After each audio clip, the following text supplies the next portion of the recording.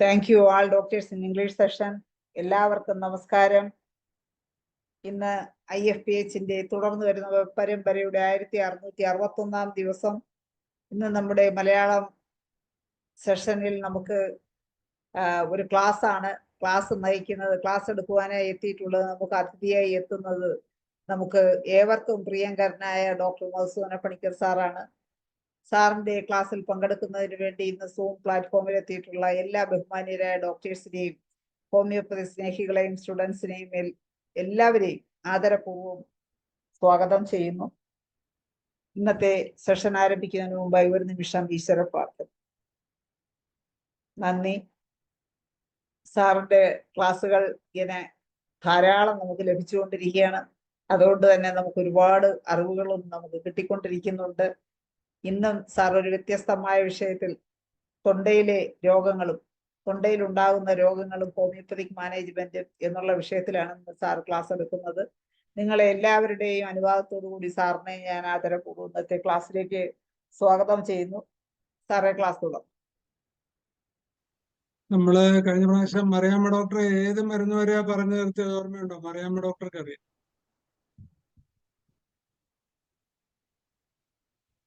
Mariyamma doctor ഉണ്ടോ? ഞാൻ നോക്കുമായിരുന്നത്. ഇന്ന് നമ്മള് ഒരു വിപുലമായിട്ടുള്ള കോൺസ്റ്റിറ്റ്യൂഷണൽ അപ്രോച്ച് കഴിഞ്ഞ പ്രാവശ്യം പറഞ്ഞു. ഇപ്പൊ എന്റെ അനുഭവത്തിൽ വന്നിട്ടുള്ള റെയർ പെക്യുലർ ആയിട്ടുള്ള കുറച്ച് അസുഖങ്ങൾ, അതായത് ത്രോട്ടിലുള്ള ക്യാൻസർ തൊട്ടുള്ള അസുഖങ്ങളിൽ കഴിഞ്ഞ ഒരു 6 മാസം മുമ്പ് എൻ്റെ അടുത്ത് വന്ന ഒരു ത്രോട്ട് ക്യാൻസർ ആണ്. MBR മെഡിക്കൽ കോളേജിൽ നിന്ന് വന്നതാണ്. അപ്പൊ അവരുടെ ബയോപ്സി റിപ്പോർട്ടിൽ ഉണ്ടായിരുന്നത് CA laropharynx with plastic-like exudation in the discharge with atypical cells for further evaluation എന്നുള്ള ഒരു ഇതില് സ്കാൻ കഴിഞ്ഞ് വന്നതാണ്. അപ്പൊ അവര് ബയോപ്സി എടുക്കണമെന്ന് പറഞ്ഞതുകൊണ്ട് ബയോപ്സി എടുക്കാൻ അവർക്ക് ഇഷ്ടമില്ലാതിരുന്നതുകൊണ്ട് 63 വയസ്സുള്ള റഹ്മ ബീബി അവിടുന്ന് എന്നെ തിരക്കി വന്നതാണ്. അപ്പൊ അതിനകത്തുണ്ടായിരുന്ന നമ്മുടെ ത്രോട്ട് സ്കോപ്പ് വെച്ച് നോക്കുമ്പോൾ നമുക്ക് കാണാവുന്ന 2-3 കാര്യങ്ങൾ.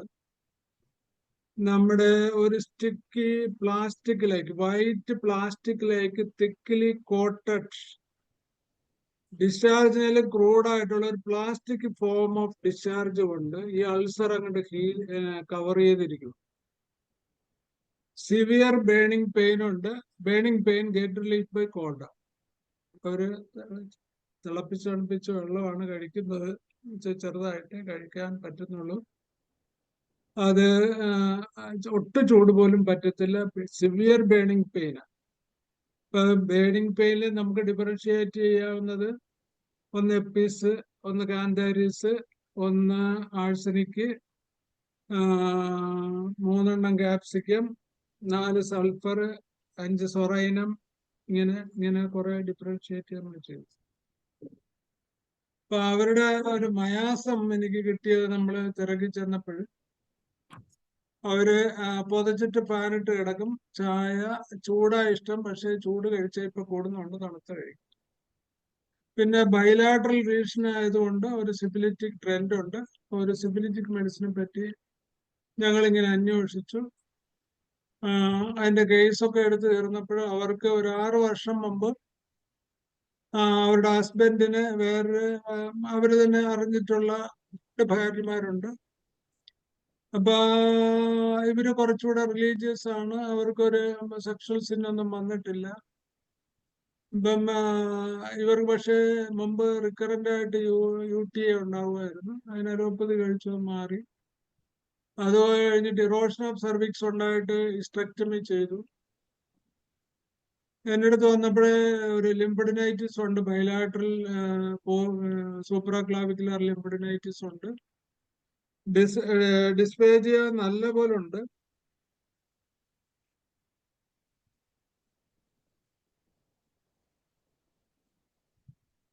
പിന്നെ നമ്മൾ വളരെ ശ്രദ്ധിച്ച് നോക്കുമ്പോൾ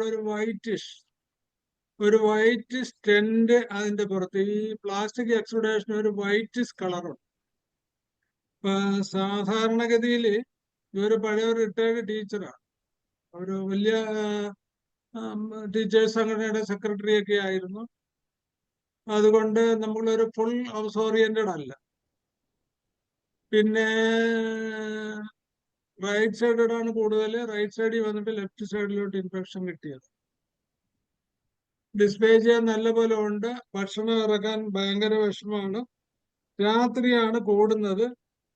ഇന്റൻസ് ബേണിംഗ് പെയിൻ.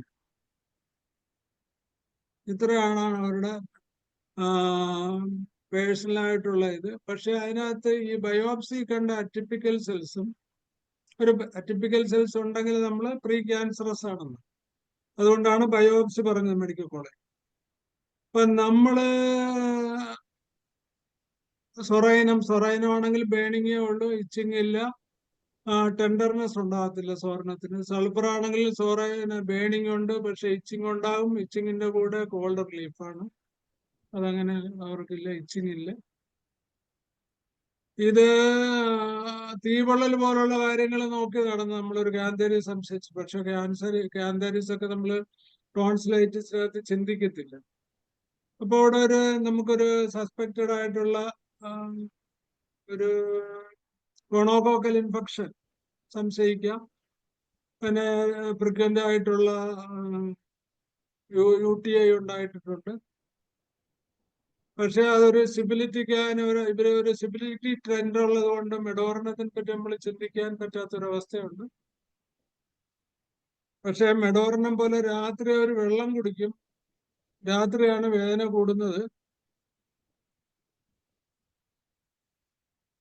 കിടന്നു കഴിഞ്ഞാൽ സുഖമാണ്. ഇപ്പൊ ഈ ഒരു പ്ലാസ്റ്റിക് എക്സുഡേറ്റ് ഏതെങ്കിലും മെഡിസിൻ നമുക്ക് കിട്ടുമോ? വാട്ട് ഈസ് അതിന്റെ ഇൻ പ്രൊഡക്ട്സ് എന്താണ്? അതിന് ബയോപ്സി നമുക്ക് അത് എടുത്തിട്ട് അതിന്റെ ഹിസ്റ്റോപതോളജി ഒക്കെ നോക്കാനുള്ള സൗകര്യം നമ്മളെടുത്തില്ലല്ലോ. അത് അവർ നോക്കിയിട്ടില്ല. അവർ ബയോപ്സിക്ക് ശേഷം ചെയ്യാമെന്ന്. പിന്നെ ഈ പ്ലാസ്റ്റിക് എക്സുഡേറ്റ് എന്നുള്ള ഒരു വർണ്ണന അവർക്ക് വലിയ ഗുണം ചെയ്യുമെന്ന് തോന്നിയില്ല.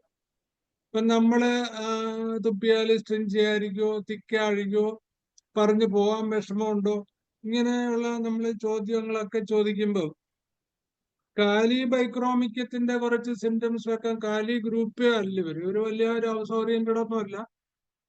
അവർ വെൽറ്റിഡോ ഫാമിലി ആയതുകൊണ്ട് സർവൻസ് ഒക്കെ ഉണ്ടായിരുന്നുകൊണ്ട് അവർ വീട് വലുതായിട്ടൊന്നും ശ്രദ്ധിക്കത്തില്ലായിരുന്നു. അവർ സോഷ്യൽ വർക്കും ഒക്കെ ഉള്ളായിരുന്നു. പിന്നെ കാലിയുടെ ഗ്രൂപ്പോ കാര്യങ്ങളോ ഒന്നും കാണുന്നില്ല. കാലിയുടെ മനസ്സും ഇല്ല. ഇപ്പൊ കാലി ബൈക്രോമിക്കും കാലി സൈനേറ്റും കാലിയാഡേറ്റും ഗ്രൂപ്പുള്ള മെഡിസിൻ അവിടെ പ്രസക്തം നമുക്ക് തോന്നിയില്ല. പക്ഷെ അതിനകത്തുള്ള ഒരു വൈറ്റ് സ്റ്റെന്റ് എന്ന് പറഞ്ഞാല് ഇതൊരു മിൽക്കി വൈറ്റ് സ്റ്റെന്റാ. കാലിസൈനേറ്റും ആണെങ്കിൽ ശരിക്കും സിൽവർ നൈട്രേറ്റിന്റെ ഒരു കളറായിരിക്കും. സിൽവർ എക്സുഡേറ്റ് ആയിരിക്കും ക്യാൻസറിലൊക്കെ ആണെങ്കിൽ. നമ്മൾ ഈ പ്ലാസ്റ്റിക് എക്സുഡേറ്റ് റഡാറിൽ നോക്കിയിട്ടും പ്ലാസ്റ്റിക് എക്സുഡേറ്റിന് 6ാമത്തെ മരുന്നായിട്ടാണ് കാന്തരിസ് വരുന്നത്. ബാക്കിയെല്ലാം കാലിബൈക്രോമിക്കുമാണ്.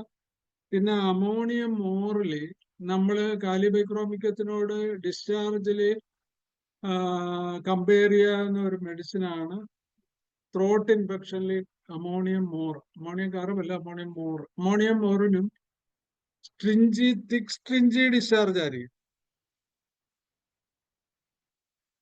അത് ഭയങ്കര സിവിയർ ആയിട്ടുള്ള ഭയങ്കര ത്രോംബി പെയിൻ, ടോൺസിലൈറ്റിസ് കാണും. സൗണ്ട് പോവും.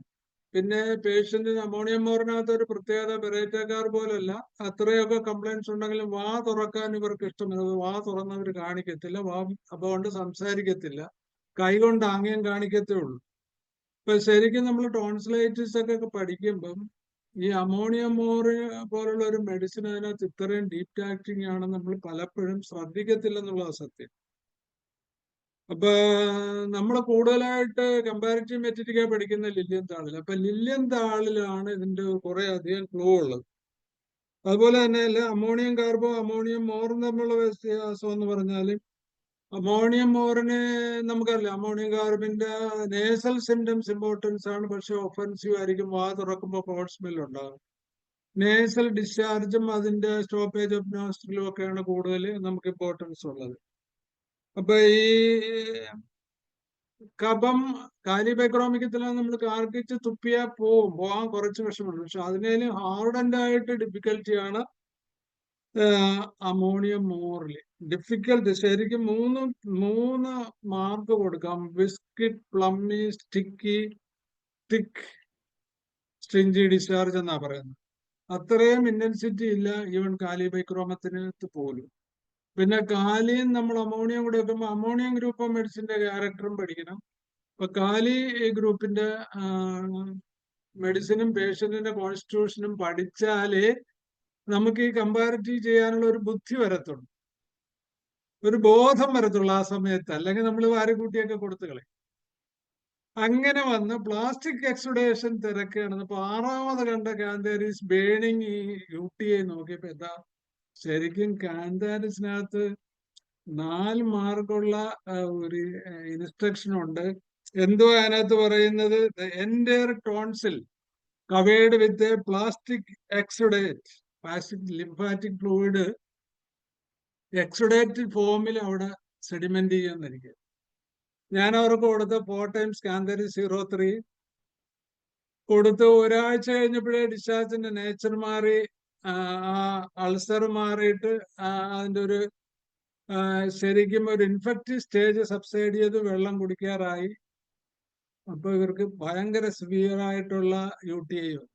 കാന്താരിസിന്റെ സിംറ്റംസോടുകൂടി UTI വന്ന് അവര് അവിടുന്ന് ബഹളമായി. എനിക്ക് പണ്ട് കുറവുണ്ടായിരുന്നു, ഞാൻ ആന്റിബയോട്ടിക്സ് ഒക്കെ കഴിച്ച് തീർത്ത ആ രോഗം ഡോക്ടറുടെ മരുന്ന് ചെയ്തപ്പോ ഇപ്പൊ കുളമായിരിക്കുന്നു, ആകെ പ്രശ്നമായി. കരഞ്ഞു വിളിച്ച് ഞാൻ പറഞ്ഞു, മോനൊന്ന് വരാൻ പറ്റുമെങ്കിൽ വാ, അമ്മയെ കൊണ്ടുവരണ്ട. അത് പറ്റത്തില്ല ഡോക്ടറെ, ഹോമിയോ ചെയ്തപ്പോഴിങ്ങനെ കുഴപ്പമുണ്ടോ എന്നൊക്കെ പലരും പറഞ്ഞിട്ടുണ്ട്. ഞാൻ പറഞ്ഞു, ഞാൻ എന്റെ റിസ്കിൽ നാളെ തന്നെ അമ്മയെ മെഡിസിൻ അയച്ചു തരാന്ന് പറഞ്ഞിട്ട് ഞാനൊരു മെഡോറിനം 200 ഒരു ഡോസും PL-ഉം കൂടെ കൊടുത്ത്, മിച്ചീലിയ റെപ്പൺസ് എന്ന് പറഞ്ഞാൽ നമുക്ക് ഹോമിയോയിൽ മെഡിസിൻ ഉണ്ട്, ആ ടിഞ്ചറും കൂടെ. മിച്ചീലിയ റെപ്പൺസ് ഒന്ന് നോക്കിയാൽ നിങ്ങൾക്ക് അറിയാം. അപ്പൊ MICH ആണ്. മിച്ചീലിയ റെപ്പൺസും കൂടെ അയച്ചു കൊടുത്ത് മെഡോറിനം കഴിച്ച് രാത്രി പിറ്റേ ദിവസം കഴുകിക്കളഞ്ഞ പോലെ അവരുടെ UTI പോയി എന്നുള്ളതാണ്. ഇത് ജസ്റ്റ് അപ്പം നമ്മുടെ ഓൾഡ് സിംറ്റം, ആ പ്രൊഗ്നോസിസ് ഓൾഡ് സിംറ്റംസ് റീഅപ്പിയർ ചെയ്തു, ക്യൂറിന്റെ പാത്വേ റെഡിയായി. ഞാൻ 06 ഇപ്പം ഞാൻ 200 മന്ത്ലി വൺസ് 2 ഡോസും കാലിമോർ, കാര്യം ആ വൈറ്റിഷ് അപ്പിയറൻസ് മാറാറുണ്ട്. കാലിമോർ 3 years, കാര്യം കാലി ഗ്രൂപ്പിനാണ് ഏറ്റവും കൂടുതൽ വൈറ്റ് ഉള്ളത്. അതില് ഇപ്പൊ കാലിമോറിന്റെ ടങ് നമുക്കറിയാല, മിൽക്ക് തിക്ക് കോട്ടഡ് ആയിരിക്കും. ക്യാൻസറിലാണെങ്കിലും അരിമാവ് ഇടിച്ചു കുറുക്കിയതുപോലെ തേച്ച് പിടിപ്പിച്ചിരിക്കുന്ന പോലെയാണ് കാലിമോറിന്. കാലിസൈനറ്റസിനാണെങ്കിൽ അതിന്റെ വേറൊരു ഡൈവേഷൻ. അപ്പൊ ആസിഡ് മോറും കാലിമോറും തമ്മിൽ നമ്മൾ ക്യാൻസർ മൗത്തിലും ത്രോട്ടിലും ഡിഫറൻഷിയേറ്റ് ചെയ്യണം ഈ പോയിന്റ് വെച്ച്. എല്ലാം കാലി ഗ്രൂപ്പാണ്. അപ്പൊ കാലി ഗ്രൂപ്പിന്റെ നമ്മളിനിയിപ്പം ഒത്തിരി അഡ്വാൻസ്ഡ് ആയിട്ടുണ്ട് ഇതിനകത്ത് ISPH-ലൊക്കെ. ഞാൻ കുറച്ചൊക്കെ ശ്രദ്ധിക്കുന്നുണ്ടെങ്കിലും വല്ലപ്പോഴും ഒക്കെ ഞാൻ കേൾക്കുന്നുണ്ട്. ഞാൻ എന്റെ മുഖം കാണിക്കുന്നില്ലെന്നേ ഉള്ളൂ. പക്ഷേ ഒരു ഇൻഡിവിജ്വൽ കോൺസ്റ്റിറ്റ്യൂഷണൽ സ്റ്റഡി അത് ഈ 15-20 മിനിറ്റ് കൊണ്ടല്ല.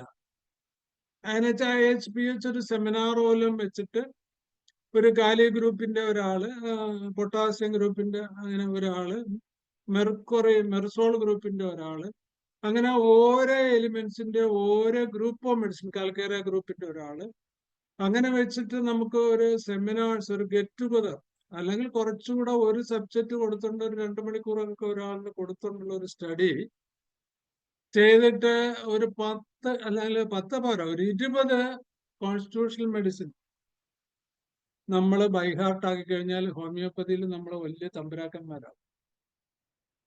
നമുക്ക് ഹൗ ടു ട്രീറ്റ് ചെയ്ത് എങ്ങനെയാണെന്ന് മനസ്സിലാവും, എങ്ങനെ ഇൻഡിവിജ്വലൈസേഷൻ എങ്ങനെയാണെന്ന് മനസ്സിലാകും. ഈ ത്രോട്ടി പോലെ തന്നെ കാന്താരീസ് ഒക്കെ സ്വപ്നം കാണാൻ ചിന്തിക്കുമോ നമ്മൾ അത്രയും ഡെപ്തിൽ പഠിച്ചില്ലെങ്കിൽ? ഇപ്പൊ കാന്താരീസ് കൊണ്ട് എക്സ്ഡേറ്റ് പോയി, അവരുടെ ഒരു അങ്കിള് ME-യില് ഓൺകോളേജിലല്ല, അദ്ദേഹത്തിന് അവിടുത്തെ ജനറൽ ഫിസിഷ്യൻ ആയതുകൊണ്ട് അദ്ദേഹം ഈ എക്സ്ഡേറ്റ് ഇവർക്ക് റിലീഫ് കിട്ടി 6 മാസം കഴിഞ്ഞപ്പോൾ അദ്ദേഹം ഈ എക്സ്ഡേറ്റ് എടുത്ത് പരിശോധിച്ചു കഴിഞ്ഞപ്പോൾ ഈ നേച്ചറെ പോയി, അറ്റിപ്പിക്കൽ സെൽസ് പോയി, ഓൾമോസ്റ്റ് 90% ക്യൂറായി. Still she is with me. ഒരു അത്ഭുതകരമായ എന്ന് വെച്ചാൽ MER-ൽ പോലും നമുക്ക് സ്വാധീനം ചെയ്യാൻ പറ്റുന്ന രീതിയിലുള്ള ഒരു റിസൾട്ട് നമുക്ക് കിട്ടിയെന്നുള്ളത്. അപ്പൊ അതാണ് ടോൺസിലൈറ്റ്, കാന്താരിസിന്റെ ടോൺസിലൈറ്റിസ്. അപ്പൊ ഈ റെയർ പെക്യൂലർ ആയിട്ട് കിട്ടുന്ന നമ്മുടെ ഒരു സിംറ്റംസ് നമ്മൾ എപ്പോഴും അതിൻ്റെതായ മൂല്യത്തിൽ കാണണം. ആ മെഡിസിന്റെ കോംപ്ലിമെന്ററി നമ്മൾ കണ്ടെത്തണം, അത് ഏത് മയാസത്തിലുള്ളതാണെന്ന് കണ്ടെത്തണം. അപ്പൊ നമുക്ക് ഫോളോ അപ്പിന് വിഷമം വരത്തില്ല. കാര്യം നമ്മൾ എപ്പോഴും ഒരു കാന്തരീസ് കൊടുത്ത് ഗുണം കിട്ടിയാൽ അതുകൊണ്ട് ചിലപ്പോൾ ക്യൂർ ആയില്ലെങ്കിൽ അതിന്റെ കോംപ്ലിമെന്ററി മെഡിക്കേഷൻ, അതിന്റെ മയാസ്മാറ്റിക് ബ്ലോക്കേജ് ഒക്കെ നമ്മൾ ശ്രദ്ധിക്കുകയാണെങ്കിൽ നമുക്ക് കുറെ കൂടെ ക്യൂർ നമുക്ക് കിട്ടും. അതാണ് അതിന്റെ ഒരു പ്രത്യേകത. നമ്മൾ കട്ട് ഷോർട്ട് ചെയ്ത് പറയുമ്പം ഇപ്പൊ നമുക്ക് ഭക്ഷണം ഇറക്കാൻ പറ്റാത്ത വിധത്തില് ബൈലാട്രൽ ആയിട്ട് ടോൺസിൽ വന്ന് നിറഞ്ഞ് നിൽക്കുന്ന ഒരു സ്പേസ് കാണത്തില്ല നമ്മൾ. മോഡേൺ മെഡിസിനാണെങ്കിൽ അതപ്പോൾ അഡിനോയിഡ്സ് എന്ന് പറഞ്ഞിട്ട് അപ്പൊ തന്നെ ഓപ്പറേഷൻ ചെയ്യാൻ അവർ അഡ്വൈസ് ചെയ്യും. ചിന്തിക്കാൻ പോലും പറ്റത്തില്ല. 3 മെഡിസിനാണ്. ഒന്ന് വിത്ത് റെഡ്, ഇപ്പൊ അതിന്റെ കളർ ഡിഫറൻസിയേഷൻ അക്യൂട്ട് ആണെങ്കിൽ ഇപ്പൊ ബെൽഡോണ റെഡ്നെസ് ഉണ്ടാവും. ബെൽഡോണ ആയിരിക്കും throat filled with full filling ആണ്. രണ്ടാമത്തെ മെഡിസിൻ എലാപ്പിസ്കോറ. എലാപ്പിസ്കോറിൽ ഉള്ള ഒരു പ്രത്യേക tonsil swollen so that no passage is visible എന്നാണ്. എലാപ്പിസ്കോർ നിങ്ങൾക്കല്ല, ഒരു സ്നേക്ക് പോയിസൺ ആണ്. എലാപ്പിസ്കോർ നമ്മൾ ഒത്തിരി റെസ്പെക്ട് ചെയ്യേണ്ട ഒരു മെഡിസിൻ ആണ്. കാര്യം ലാസ്റ്റ് സ്റ്റേജ് ഓഫ് ക്യാൻസറിൽ, ലിവർ ക്യാൻസറിൽ അൾട്ടിമേറ്റ്ലി അറ്റ് ലാസ്റ്റ് 4th സ്റ്റേജില് WBC കുറഞ്ഞ്, പ്ലേറ്റ്ലെറ്റ്സ് കുറഞ്ഞ്, ഹീമോഗ്ലോബിൻ കുറഞ്ഞിട്ട് ആൽബുമിൻ കുറഞ്ഞ് ബ്ലഡ് കയറ്റുന്ന അവസരത്തിൽ അത്ഭുതങ്ങൾ സൃഷ്ടിക്കാൻ അതിന് ലങ് പതോളജിയുടെയും കൂടെ ഉണ്ടെങ്കിൽ 100% മെറാക്കിൾസ് ഉണ്ടാകുന്ന ഒരു മെഡിസിനാണ് എലാപ്പിസ്കോർ. അതുപോലെ തന്നെ വേരിക്കോസ് വെയിനിലെ DVT, ഡീപ് വെയിൻ ത്രോംബോസിസ് എന്ന് പറയുന്ന വളരെ ശക്തമായ കോംപ്ലിക്കേഷൻ ഹാർട്ടിൽ ഉണ്ടാക്കാൻ പറ്റുന്ന ഒരു പതോളജിയിൽ മോഡേൺ മെഡിസിനിലെ W തുടങ്ങുന്ന ഒരു വലിയ ഒരു മെഡിസിൻ ഉണ്ട്. അത് ഈ വാർഫൊക്കെ കൊടുക്കുന്ന ആ പതോളജിയിൽ അവര് നമ്മളെ ആക്ഷേപിക്കും. വാർപ്പ് നിർത്തിയോ, നിങ്ങൾ ചാകാൻ പോവുകയാണ്, നിങ്ങൾ എന്തൊരു വിവരക്കേടാണെന്നൊക്കെ പറയുമെങ്കിൽ അത്ഭുതങ്ങൾ ഉണ്ടാക്കും. 03 എലാപ്പിസ്കോർ 4 times വെച്ച് നമ്മൾ കൊടുക്കുവാണെങ്കിൽ ഡീം വെയിലിൽ പിന്നെ നമ്മൾ സ്കാൻ ചെയ്യുമ്പം വിസിബിൾ ആയിട്ടുള്ള കനലൈസേഷൻ ഉണ്ടായിരിക്കും. ഇപ്പൊ ടോൺസിലൈറ്റിസ്, എലാപ്പിസ്കോറിന്റെ ടോൺസിലൈറ്റിസ് 3 മെഡിസിൻ. അപ്പൊ ഒന്നും ഈ ത്രോട്ട് മുഴുവൻ ഫില്ല് ചെയ്യണമെന്ന് ബെല്ലും, അതിന്റെ ചേട്ടൻ എലാപ്പിസും, തേർഡ് എലാന്തസ് ഗ്ലാൻഡുലോസ്. ഇത് തമ്മിലുള്ള ബേസിക് ഡിഫറൻസ് എന്ന് പറഞ്ഞു കഴിഞ്ഞാൽ, ഒന്ന് ബേസിക് വീനസ് പതോളജി ഉള്ള കോൺസ്റ്റിറ്റ്യൂഷൻ, ഒന്ന് അക്യൂട്ട് മാനിഫെസ്റ്റേഷൻസ് ഉള്ള ബെൽഡോണ. ഇത് എല്ലാം റെഡ് ആയിരിക്കും, പക്ഷെ എലാപ്പിസ് ബ്ലൂയിഷ് റെഡ് ആയിരിക്കും. ലാക്കസിസ് ആണെങ്കിൽ ബ്ലൂയിഷ് ഡാർക്ക് ആയിരിക്കും. അപ്പൊ ആ കളറ് പോലും മയാസത്തിന്റെ വിസിബിൾ ആയിട്ടുള്ള സൈനാണ്. ഇപ്പൊ വേരിക്കോസ് അൾസറിലൊക്കെ നമ്മൾ ആ കളറ് മാത്രം ഡീപ്പായിട്ട് ശ്രദ്ധിച്ചു കഴിഞ്ഞാൽ കാർബോവൈറ്ററ്റും കാര്യം എല്ലാം പതപ്പിക്കത്തില്ല. ഇപ്പൊ കാർബോവൈറ്റ് പതപ്പിക്കത്തില്ല, ലാക്ടസിസ് പതപ്പിക്കത്തില്ല, സീക്കലിക്കോർ പതപ്പിക്കത്തില്ല. അപ്പൊ ആ ഡിഫറൻസ് നമുക്ക് വെച്ചിട്ട് ഈ 2-3 മെഡിസിൻ കമ്പയർ ചെയ്യുമ്പോൾ ഈ കളറിന് ഭയങ്കര ഒരു ഇമ്പോർട്ടൻസ് ഉണ്ട്. കാർബൺ, അതിനകത്തും കാർബൺ ഗ്രൂപ്പ് എങ്ങനെ എഫക്ട് ചെയ്യുന്നുണ്ട്, നാട്രം ഗ്രൂപ്പ് എങ്ങനെ എഫക്ട് ചെയ്യുന്നുണ്ട്, ഇൻഡിവിജ്വലായിട്ടുള്ള കാർബോവൈറ്റസ് ഒക്കെ എങ്ങനെ ആക്ട് ചെയ്യണം, അങ്ങനെ ഒരു ഗ്രൂപ്പ് സ്റ്റഡിയിലും അതിന്റെ കളറും അതിന്റെ മയാസവും അതിന്റെ ഡിസ്ചാർജും വളരെ വളരെ വളരെ ആയിട്ടുള്ള ഒരു ഇമ്പോർട്ടൻസ് ആണ്. ഒരു മാസം മുമ്പ് എനിക്ക് എന്നെ ദുബായിൽ നിന്ന് വന്ന ഒരു ഫാമിലി എന്നെ കാണാൻ വന്നതാണ്.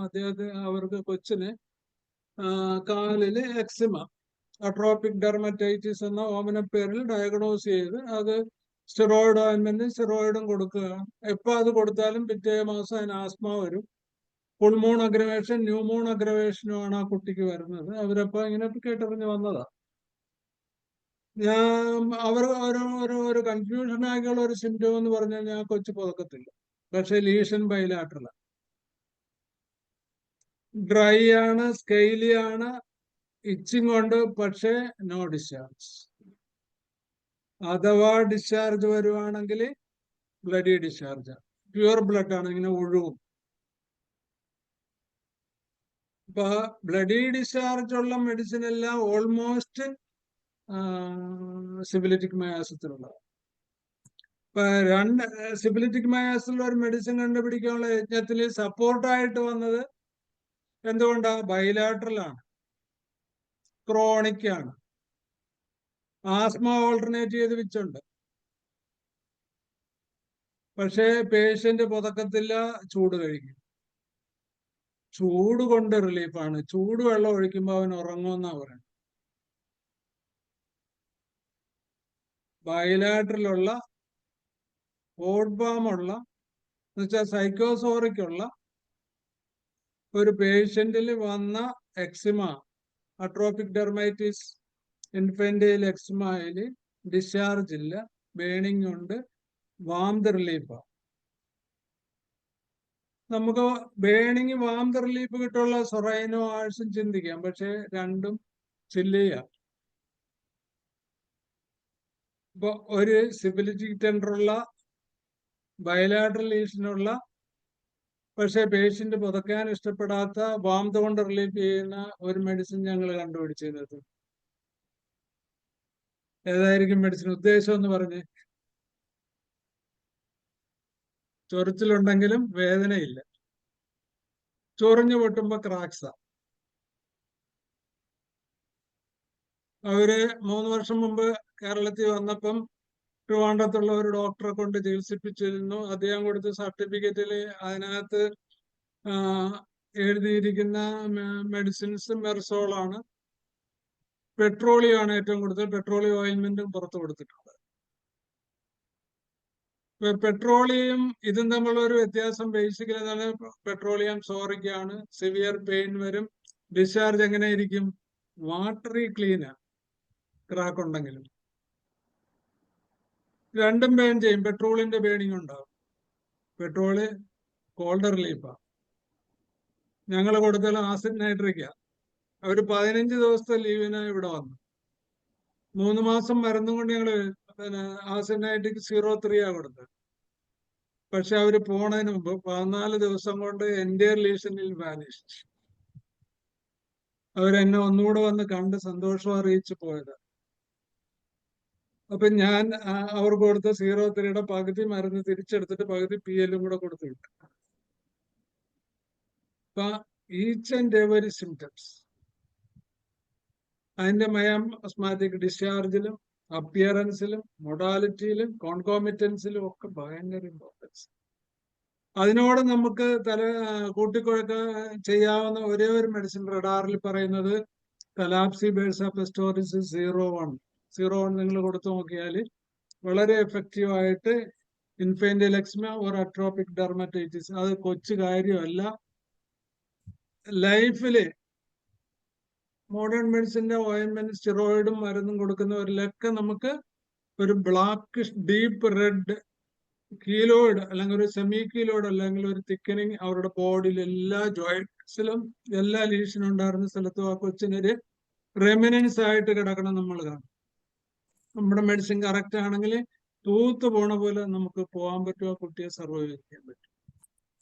അപ്പൊ അത് ഒരു ഡിലേയും ഇല്ല. ഹോമിയോപ്പതി കറക്റ്റ് ആണെങ്കിൽ it will smoothly act. Okay, നമ്മൾ സബ്ജക്റ്റ് വിടുന്നില്ല. കാൽക്കാരിയ ഗ്രൂപ്പ് നമ്മൾ നേരത്തെ പറഞ്ഞു. ഇപ്പൊ കഴിഞ്ഞ പ്രാവശ്യം കാൽക്കേരിയ ഗ്രൂപ്പ്, മെർക്കുറി ഗ്രൂപ്പ്, ബെറേറ്റ ഗ്രൂപ്പും കാലി ഗ്രൂപ്പും നാട്രം ഗ്രൂപ്പും പറഞ്ഞു. അവസാനം സാറ് പറഞ്ഞത് റോമിയോവും അമോണിയം കാർബൺ.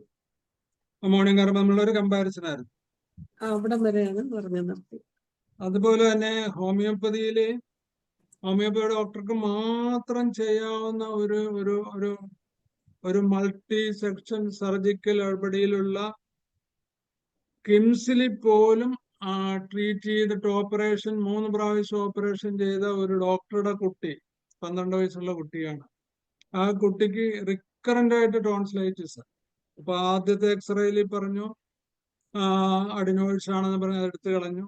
പിന്നെ റിക്കറന്റ് ആയിട്ട് വന്നു കഴിഞ്ഞപ്പോൾ ടോൺസിലൈറ്റിസ് ആന്റിബയോട്ടിക്സ് ആയിട്ട് മൂക്കിലൊടിക്കാൻ തുടങ്ങി. അങ്ങനെ ഒത്തിരി കാര്യം ചെയ്തിട്ടും അവർക്ക് ഹോമിയോപ്പതിയോട് വിശ്വാസമില്ല, ഒരുതരം പുച്ഛമാണ്. എന്നാലും അവരുടെ ഒരു ഗ്രാൻഡ് മദർ ഇഷ്ടമായിരുന്നതുകൊണ്ട് നമ്മളുടെ അടുത്ത് വന്നു. അപ്പൊ നമ്മൾ ഫസ്റ്റ് വിസിബിൾ നോക്കിയപ്പം തൊണ്ടയില് ശരിക്കും നമ്മൾ കാണുന്നത് അവിടെ ഇവിടെ പൗച്ചില്, അത് ബോറിക്കിലും മറ്റു പുസ്തകങ്ങളിലൊക്കെ എടുത്തു പറയുന്നുണ്ട്, പ്രൊക്ലൈൻ പീസസ് ഇരിക്കുന്നത് പോലെ. ഇപ്പൊ ഈ കുട്ടി പറഞ്ഞു ഇടയ്ക്ക് ഇവൻ ചുമയ്ക്കുമ്പം ഇത് തെറിച്ച് വളരെ ഫൗൾ സ്മെല്ലോടുകൂടി ഈ പ്രൊക്ലൈൻ പീസ്, നമ്മുടെ പഴയ ഉണ്ടല്ലോ പ്ലേറ്റ്, ചോറിനുള്ള പ്ലേറ്റ് പൊട്ടിയ കഷ്ണം പോലെ പുറത്തു വരും. ഇതാണ് നമ്മൾ നോക്കിയപ്പോഴും ഹിസ്റ്ററിയിലും കിട്ടിയത്. അതിന് സാധാരണ ലെഫ്റ്റ് സൈഡിൽ വരും, റൈറ്റ് സൈഡിലും കൂടെ ആയിട്ടേ പോകത്തുള്ളൂ. 3-4 ആന്റിബയോട്ടിക്സ് കൊടുത്ത് സ്കൂളിൽ പോക്ക് തീർന്നാലേ പോകത്തുള്ളൂ. Any suggestions? എന്നെ കേൾക്കുന്ന ഡോക്ടർമാർക്ക് എന്തെങ്കിലും ഒരു മെഡിസിൻ സെലക്ട് ചെയ്യാൻ പറ്റുമോ? നീ ജസ്റ്റ് സേ. ഇത്രയും ക്ലൂ ഞാൻ തന്നെ. ഇനി ഫർദർ വല്ലതും വേണമെങ്കിലും ക്ലൂ ഞാൻ തരാം.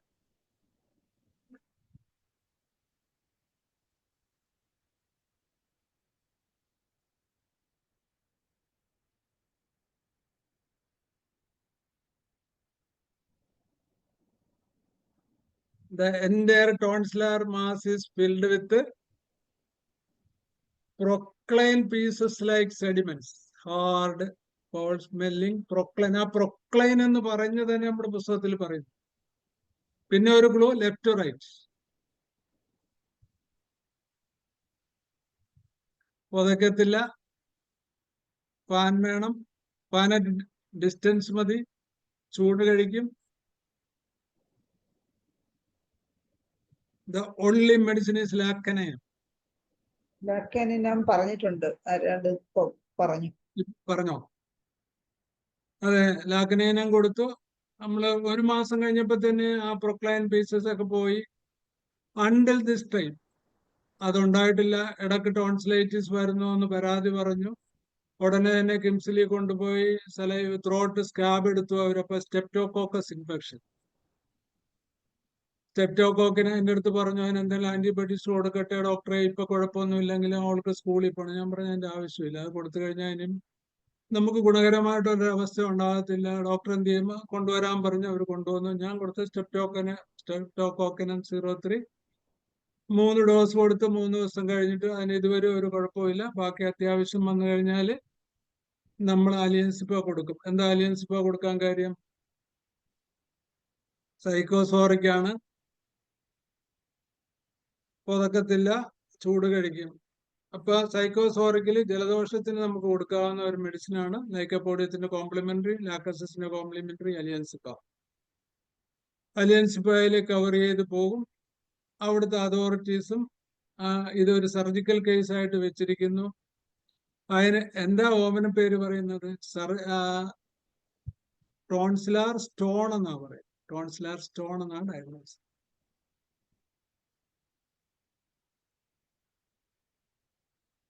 അതാണ് ടോൺസിലൈറ്റിസിൽ നമുക്ക് ഹോമിയോപ്പതിയിലെ ഡോക്ടർമാർക്ക് മാത്രം ചെയ്യാവുന്ന ഒരു കുറേറ്റീവ് ട്രീറ്റ്മെന്റ്. വേറെ ആർക്കും അതിനകത്ത് അത്ര എഫക്റ്റീവ് ഒരു സർജറി അല്ലാതെ. സർജറി ഒരു സക്സസ് അല്ല. എന്തുകൊണ്ടാണോ എന്നറിയത്തില്ല. അതിനകത്തൊരു സൈക്കോട്ടിക് മയാസത്തിന്റെ ഇൻഫ്ലേഷൻ ഉണ്ട്. അല്ലെങ്കിൽ അതുപോലെ ഒരു സെഡിമെന്റ് വരിക, ഒരു പൗച്ചുണ്ടാകുക, അതിന് ഇൻഫെക്ഷൻ വരിക, അതിന് ഫീവറിഷ്നെസ് ഉണ്ടാക്കുക. അതാണ് എൻ്റെ കാലി ഗ്രൂപ്പ്, ലാക്കസിസ് ഗ്രൂപ്പിലെ എലാപി സ്കോർ പോലുള്ള നമ്മുടെ സ്നേക് വീനംസിൽ നിന്ന് എടുക്കുന്ന മെഡിസിനകത്തുള്ള ഒരു അത്ഭുതം. ലാക്കസിസ് നമുക്ക് എല്ലാവർക്കും അറിയാം, നിങ്ങൾക്കും അറിയാവുന്നതുകൊണ്ട് ഞാൻ ലാക്കസിസിനോട് കൂടുതൽ ഇനി വർണ്ണിക്കുന്നില്ല. പിന്നെ നമുക്ക് ടോൺസിലില് നമുക്ക് ഒരു സഫോക്കേറ്റീവ് ഡിസ്നിയ വിത്ത് ഫിയർഫുൾ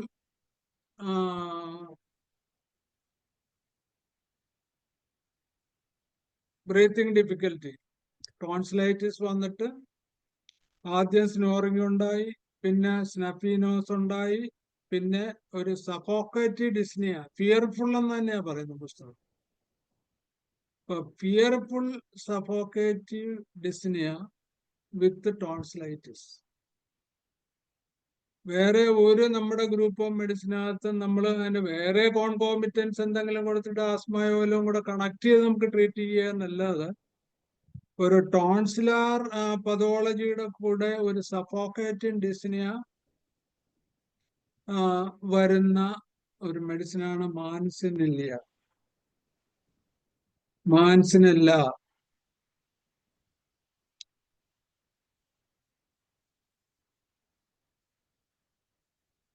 മാൻസിനെല്ലയുടെ ഒരു പ്രത്യേകത എന്താണ്? മാൻസിനെല്ലയുടെ ഡിസ്ചാർജ് പൗച്ചിൽ കളക്ട് ചെയ്തിട്ട് ഇറപ്ഷൻസ് ആയിട്ട് നമ്മുടെ ബോഡി വരുമെന്നാണ്. അപ്പൊ അതാണ് പെംപിഗസിലൊക്കെ ഏറ്റവും വലിയ, ഇപ്പൊ കാന്താരീസിനെ വെല്ലുന്ന വിധത്തിലുള്ള ഫോളിക്കുലാർ ഇറപ്ഷൻസ് ഉണ്ടാകുന്ന ഒരു അസുഖമാണല്ലോ പെംപിഗസ്. അപ്പൊ അതിനകത്ത് അത്ഭുതങ്ങൾ ചെയ്യുന്ന ഒരു മെഡിസിനാണ് മാൻസിനില്ല. അതിന്റെ ഒരു വകഭേദം കൊണ്ടായിരിക്കണം നമ്മുടെ ഇന്റേണൽ ത്രോട്ടിൽ ഈ എഫക്ഷൻ വന്നിട്ട് സഫോക്കേറ്റീവ് ഡിസ്നിയ വരുന്നതും ഫിയർഫുൾ സഫോക്കേറ്റീവ് ഡേഞ്ചറസ് ഡിസ്നിയ എന്ന്.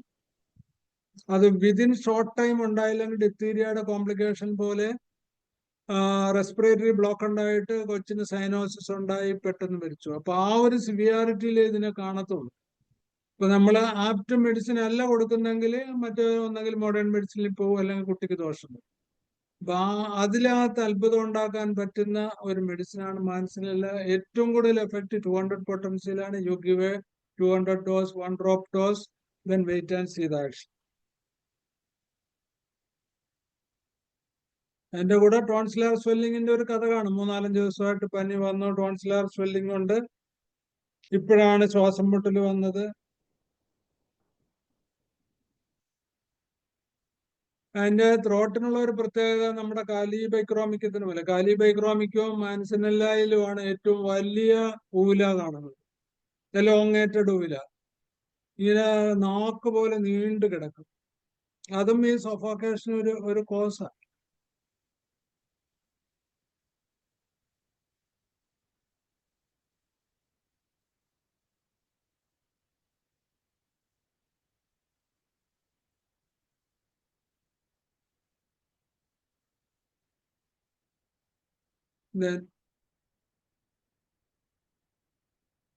ഡ്രൈ ത്രോട്ട് ആയിരിക്കും, ഷൈനി റെഡ് കളർ ആയിരിക്കും, ഒരു പോളിഷ്ഡ് അപ്പിയറൻസ് ആണ്.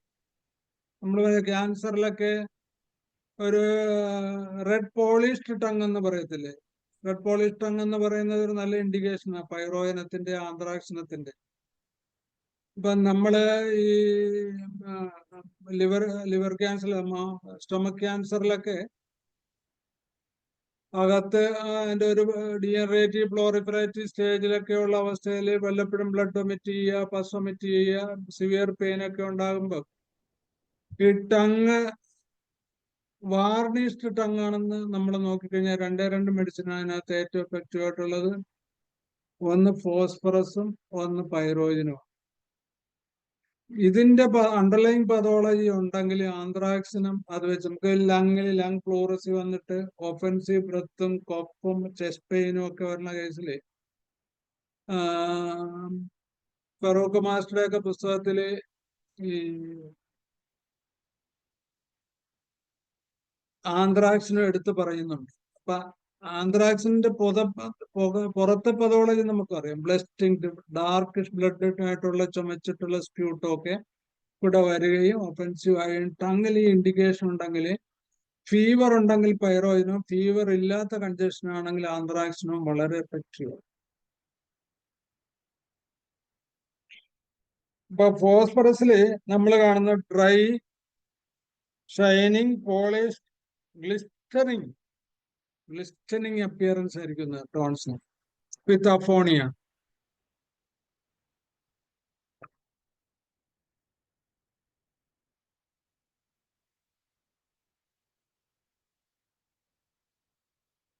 പിന്നെ ഒരു ഹോക്കിംഗ് ടോക്കിംഗ് ആയിരിക്കും എപ്പോഴും ഇങ്ങനെ വെച്ചിട്ടുള്ള ഒരു ടോക്കിംഗ് ഉണ്ട്.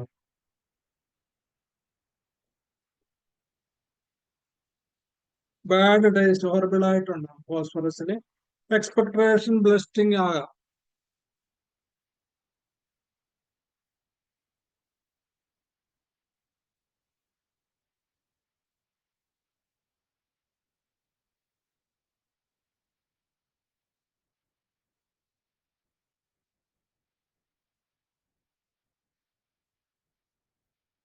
അഞ്ചൈന ഗ്രാനുലോസ എന്ന ഓമന പേരിൽ ഒരു പതോളജിക്കൽ പേരിൽപ്പെടുന്ന ഒരു ടോൺസിലർ ലീഷൻസ് ഉണ്ട്. അത് അതിനകത്താണ് ടോൺസിലാണോ ഇൻഫെക്ഷൻ എങ്കിലും ചെവിയിലായിരിക്കും വേദന കൂടുതൽ. അത് പെട്രോളിയത്തിന്റെ ഒരു സിംറ്റമാണ്. പ്യൂട്രി ടേസ്റ്റ് ഉണ്ടാകും, ഡ്രൈ ആയിട്ട് മ്യൂക്കസ് ഇതുണ്ടാകും, കോൾഡ് റിലീഫ് ആയിരിക്കും, അല്ലെങ്കിൽ ലൂക്ക് വാം റിലീഫ് ആയിരിക്കും. ഏറ്റവും കൂടുതൽ ചെവി വേദനയാണ്. അപ്പൊ ചെവി വേദന ഈയിടെ നമ്മളിപ്പോ മെർസോൾ, മെർക്കഡേറ്റൻ, റൂബ്രോ ഒക്കെ ചിന്തിക്കുന്ന പോലെ മെർസോൾ കോൺസ്റ്റിറ്റ്യൂഷനിലല്ല, പേഷ്യന്റ് പുതച്ചിട്ട് പാനിട്ട് കിടക്കുന്ന ആളല്ല, ചില്ലി വാം ആണെങ്കിൽ നമുക്ക് ചിന്തിക്കാവുന്ന ഒരു മെഡിസിനാണ് ബെൽഡോണയും പെട്രോളിയും.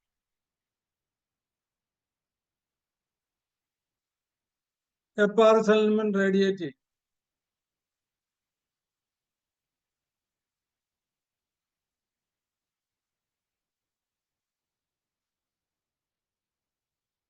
ആ കൂട്ടത്തിൽ നമുക്ക് ഗൊയാക്കത്തിനകത്തുള്ളത് ടോൺസിലിന്റെ വേദനയേക്കാൾ കൂടുതൽ ഭയങ്കര ഹൊറിബിൾ സ്മെല്ലുള്ള മ്യൂക്കസ് പസി ടോൺസിലാർ ഡിസ്ചാർജ് ആയിരിക്കും. ടോൺസിലിന്റെ പുറത്ത് വരും, നമ്മൾ ഹാക്ക് ചെയ്യുമ്പോൾ പുറത്ത് വരും. അവർക്ക് ഒരു റുമറ്റോയിഡ് ആർത്രൈറ്റിസ്, റുമാറ്റിക് ആർത്രൈറ്റിസിന്റെ ഒക്കെ ഒരു കോൺസ്റ്റിറ്റ്യൂഷനിലുള്ളവരിലായിരിക്കും അത് കൂടുതൽ വരും. ഗൊയാക്കത്തിന്റെ റുമാറ്റിസ് എങ്ങനെയാ? Immovable stiffness.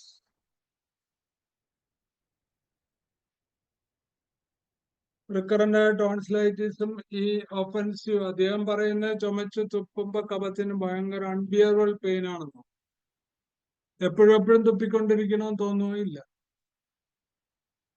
തുപ്പാതെ മിഴുങ്ങിക്കളയും. ഈ ഒഫൻസീവ് ഭയങ്കരമായിട്ട് സ്വീറ്റിഷ് ഒഫൻസീവ് ആണ്. പേഷ്യന്റ് ചുമച്ചു വരുമ്പോ നമ്മള് ഓർക്കും ഇപ്പൊ കുറെ അങ്ങോട്ട് തുപ്പി വെക്കും, ഇല്ലെങ്കിൽ ഇങ്ങേർക്ക് കുറെ തുപ്പിക്കളഞ്ഞ് കൂടെയെന്ന് വീട്ടിലുള്ളവരും കൂടെ ഇരിക്കുന്നവർക്കും തോന്നും, പക്ഷെ അത് മുഴുവൻ വിഴുങ്ങിക്കളയും. ഏതാ മെഡിസിൻ? എനിബഡി?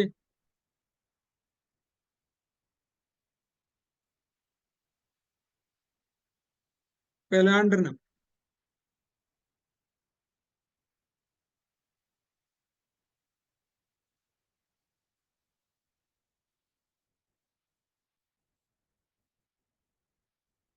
തുപ്പിക്കളയാൻ തോന്നത്തില്ല മെഡി. അതുപോലെ ഉള്ളതാണ് ഗോയാക്കോ. ഗോയാക്കത്തിന് തുപ്പിക്കളയാൻ തോന്നും, പക്ഷെ ഒഫൻസീവ് ഭയങ്കരമായിട്ട് പാട് സ്മെല്ലുണ്ട്, വാ തുറക്കാൻ പറ്റത്തില്ല. വേദനയും മണവും ഉണ്ടെന്ന് തനിയെ തോന്നുന്നുമുണ്ട്, നമുക്ക് തോന്നിയിട്ടില്ല. അത് വാ പൊളിക്കാതിരിക്കുന്നതാണ് അമോണിയം മോർ. വാ പൊളിച്ച് കാണിക്കത്തില്ല, മിണ്ടാതിരിക്കും. ഇതൊക്കെ ടോൺസിലിന്റെ പതോളജിയുടെ കൂടെയുള്ള ചില പ്രതിഭാസങ്ങളാണ്.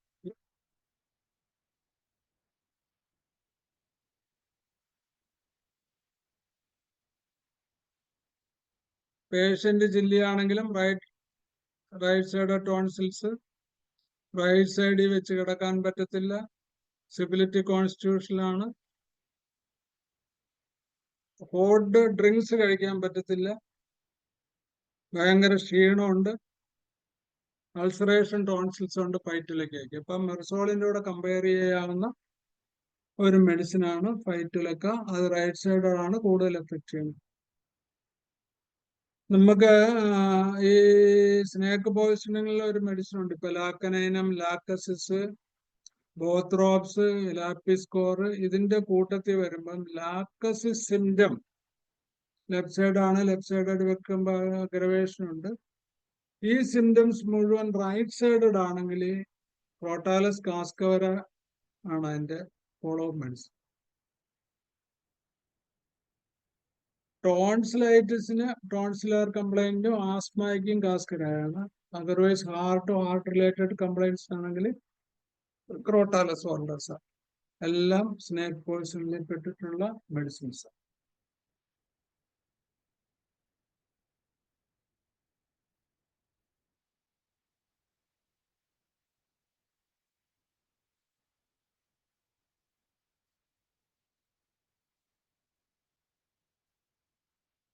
കംപ്ലീറ്റ് ടോൺസിലൈറ്റിസ് വന്നു കഴിഞ്ഞാൽ അപ്പൊ തന്നെ വേദന വരും. വേദന ആന്റിബയോട്ടിക്സ് എന്തെങ്കിലും കഴിച്ചാൽ ഉടനെ ടോൺസിലർ ലീഷൻസ് ഒക്കെ മാറും, അല്ലെങ്കിൽ ഹോമിയോ മരുന്ന് കഴിച്ചു വിടും. പക്ഷെ മാസങ്ങളോളം ഈ നേസൽ ടോക്കിംഗ്, മൂക്ക് കൊണ്ട് കിണുങ്ങിയ വർത്തമാനം പറയത്തുള്ളൂ. ദ മെഡിസിൻ ഈസ് സിനാപ്പിസ് നിഗ്ര. സിനാപ്പിസ് നിഗ്ര വളരെ നല്ലൊരു മെഡിസിനാണ്, നേസൽ ടോക്കിംഗ്. പിന്നെ അതിനകത്ത് പറയുന്ന ലിംന മൈനറ. അപ്പൊ ആ ലിംന മൈനറിനേക്കാൾ കുറെ കൂടെ ഡെപ്തിൽ ആക്ട് ചെയ്യുന്ന മെഡിസിനും പെട്ടെന്ന് റിലീഫ് കിട്ടും. സിനാപ്പിസ് നിഗ്ര ടിഞ്ചറ കൊടുക്കണം, ഒരു 3 drops 4 times ഡെയിലി.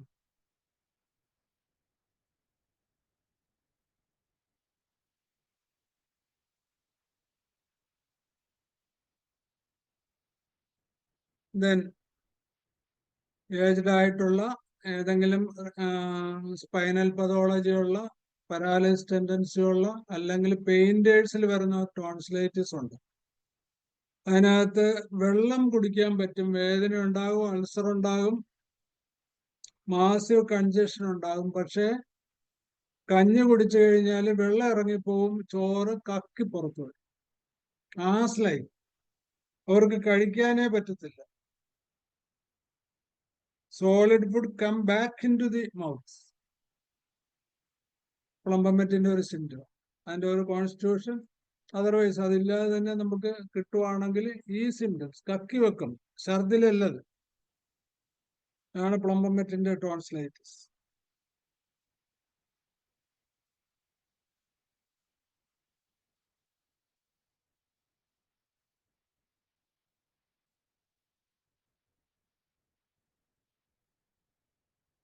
ശരിക്കും റെസ്റ്റോക്സിൻ ഉണ്ട്. റെസ്റ്റോക്സിന്റെ ടോൺസില് നമ്മൾ അതിന്റെ ഫിസിക്കൽ മൊഡാലിറ്റി ഇല്ലെങ്കിൽ പോലും മൂവ്മെന്റ്, ഫസ്റ്റ് മൂവ്മെന്റ് ഒക്കെ തിരക്ക് നടക്കാതെ തന്നെ റെസ്റ്റോക്സില് എറിസിപ്പിലേറ്റഡ് സ്വെല്ലിംഗ് ഓഫ് തോട്ട് ആണ്, എറിസിപ്പിൾസും ആണ്. വെച്ചാൽ ചെറിയ ചെറിയ ഇറപ്ഷൻസ് ആണ്, റെഡിഷ് ആയിരിക്കും, വാംത് റിലീഫ് ആയിരിക്കും, കോൾഡ് ഡാമ്പ് അഗ്രവേഷൻ ആയിരിക്കും, liquid and fluid, liquid and solid intensely painful ആണ്.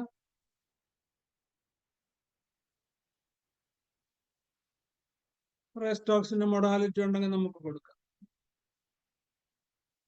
പലപ്പോഴും ടോൺസിലൈറ്റിസിന് പ്രീ ആയിട്ടും പാരഞ്ചൈറ്റിസിലും ഈ പാരഞ്ചിയൽ നോട്ട്സ് കാണുന്ന ആളുകളിലും ഹോഴ്സിനെസ് ആയിട്ട് നമ്മൾ സ്കാൻ ചെയ്യുമ്പം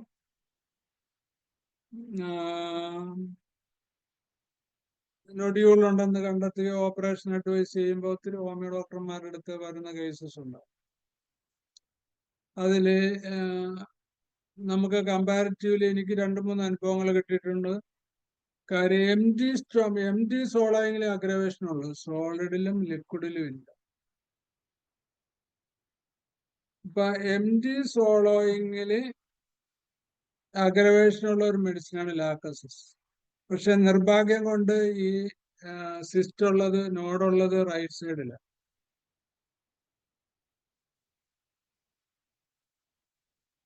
അവര് എക്സ്ട്രീംലി ചില്ലിയാണ്, ഫാൻ അവർക്ക് വേണ്ട.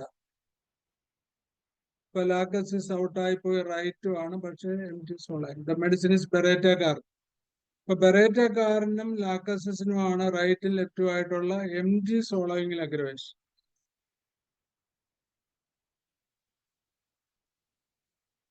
ഇപ്പൊ നമ്മള് കുറച്ചുകൂടെ ഡീപ്പായിട്ട് പഠിക്കുവാണെങ്കിൽ ഒരു ടോൺസിലൈറ്റിസിന്റെ മേഖല വിട്ടിട്ട് ടോൺസിലാർ പതോളജിക്കലി അഡ്വാൻസ്ഡ് ഈവൻ ക്യാൻസർ പോലും നമുക്ക് അത്ഭുതകരമായിട്ട് നന്മയോടുകൂടി സമൂഹത്തിന് നന്മ ചെയ്യാവുന്ന വിധത്തിൽ ക്യൂർ ചെയ്യാൻ പറ്റും. അതിന്റെ കൂടെ കഴിഞ്ഞ ദിവസം ഈ ക്യാൻസർ ഡിസ്കഷനെ പറ്റിയിട്ട് ഡിസ്കഷൻ ഞാൻ കേട്ടിരുന്നതാണത്. അതിനകത്ത് ഒരു ഡോക്ടർ, അനിൽകുമാർ ഡോക്ടർ ആണെന്ന് തോന്നുന്നു, സ്കാൻ ചെയ്ത് കഴിഞ്ഞാൽ ദോഷം വരും വന്നിട്ടുള്ള നമ്മൾ കണ്ടിട്ടുണ്ട്. ഇതൊക്കെ നമ്മൾ പഴയ ഹോമിയോപ്പതിക്കാര് പറഞ്ഞിട്ടുള്ള കാര്യങ്ങളാണെന്നാണ് എൻ്റെ അഭിപ്രായം. കാര്യം ഇപ്പോഴത്തെ മോഡേൺ യുഗത്തില് ഈവൻ ചെറിയ കാര്യങ്ങൾ പോലും നമ്മൾ ഡോക്യുമെന്റഡ് ആക്കണം. അല്ലെങ്കിൽ അതിന്റെ ഒരു ഒരു ഒരു ഒരു കാര്യം എന്ന് പറഞ്ഞപ്പോ പാലക്കാട്ടുള്ള ഒരു ആയുർവേദ ഡോക്ടറിന് ഒരു ഓസ്റ്റിയോസാർക്കോമ വന്ന് കാലില് തള്ളവിരലിന്റെ മുകളില് അത് ആംപിറ്റേറ്റ് ചെയ്യാൻ മെഡിക്കൽ കോളേജിൽ നിന്ന്. അപ്പൊ അവര് ഓസ്റ്റിയോസാർക്കോമ ഡയഗ്നോസ് ചെയ്ത് ബോൺ ബയോപ്സിയിൽ ഡയഗ്നോസ് ചെയ്ത കേസാണ്. 1.5 വർഷത്തിന് മുമ്പ് കോഴിക്കോട് മെഡിക്കലിൽ അവിടെ ഡയഗ്നോസ് ചെയ്ത് ആംബുട്ടേറ്റ് ചെയ്യണമായിരിക്കും നിങ്ങൾക്ക് നല്ലതെന്ന് പറഞ്ഞ് ചെറുപ്പക്കാരത്തിയായിട്ടുള്ള ഒരു സൈലീഷ്യ, പക്ക സൈലീഷ്യ കോൺസ്റ്റിറ്റ്യൂഷനിലുള്ള ഒരു കുട്ടി, ഒരു കൊച്ചുണ്ട്. അദ്ദേഹം ഒരു കെമിക്കൽ എഞ്ചിനീയറാണ്. ഹസ്ബൻഡ് ഒരു അർദ്ധബ്രാഹ്മണ കുടുംബത്തിൽപ്പെട്ട ആളുകളാണ് ആ ഗ്രൂപ്പിലുള്ള.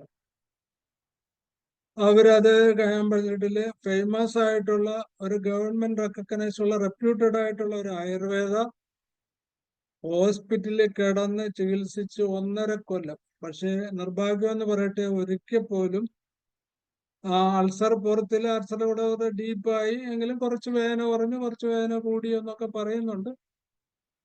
ഒരു പൈൽസ് ഉണ്ടായിരുന്നു, പൈൽസ് ഒക്കെ കുറഞ്ഞു, ഒക്കെ കാര്യങ്ങൾ ശരിയാണ്.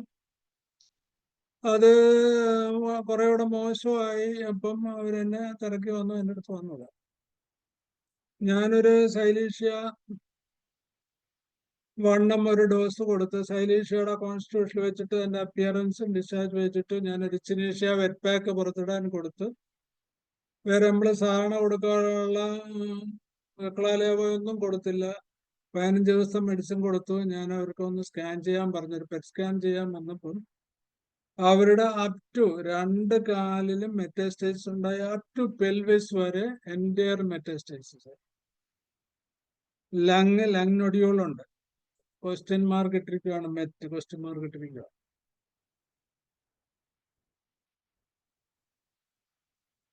ഞങ്ങളുടെ അവരെ ബ്ലഡ് ടെസ്റ്റ് ചെയ്ത് കഴിഞ്ഞപ്പം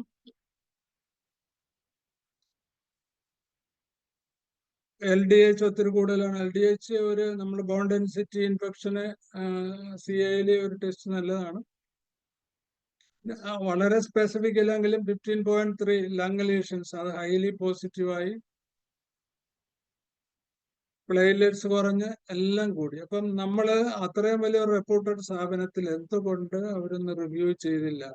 അത് ഈ നൂറ്റാണ്ടിൽ ഹോമിയോപ്പതി ഡോക്ടർമാരുടെ ഒത്തിരി ഡിഗ്നിറ്റി കുറയുന്ന ഒരു വലിയ പ്രശ്നമാണ്. നമ്മൾ ഈ ആയുർവേദ ഹോമിയോ ഡോക്ടർമാര് ഇപ്പോഴത്തുള്ള മോഡേൺ സയൻസ് ഉപയോഗിച്ച് അത് അസസ് ചെയ്തില്ല എന്നുള്ള ഒരു കുഴപ്പമാണ്.